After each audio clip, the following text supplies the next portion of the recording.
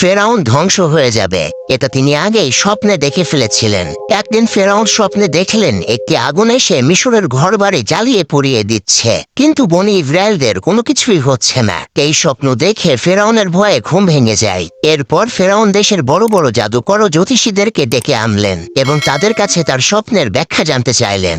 জাদুকররা তখন বলল, অতি দ্রুত বনি ইসরায়েলদের হতে একটি পুত্র সন্তান জন্মগ্রহণ করবে এবং তার হাতে মিশরবাসীদের ধ্বংস নেমে আসবে ও ফেরাউনের পতন ঘটবে। ফেরাউন তখন ভয়ে একটি আইন বানালেন, বনি ইসরায়েলদের ঘরে কোনো পুত্র সন্তান জন্ম হলে তাকে যেন হত্যা করা হয়। ঠিক কথা মতো সেই কাজ, বনি ইসরায়েলদের ঘরে কোনো পুত্র সন্তান জন্মগ্রহণ করলে তাকে হত্যা করা হচ্ছিল। সেই সময়টা এত ভয়ঙ্কর ছিল যে কোন মহিলা গর্ভবতী হলে ভয়ে আতঙ্কতে থাকতো এবং সেই হত্যা চলাকালীন সময়ে জন্ম হয় হযরত মূসা আলাইহিস সালামের। এই ভয়ঙ্কর সময়ে কিভাবে বেঁচে গেল হযরত মূসা আলাইহিস সালাম তা জানতে পারবেন পরবর্তী ভিডিওতে।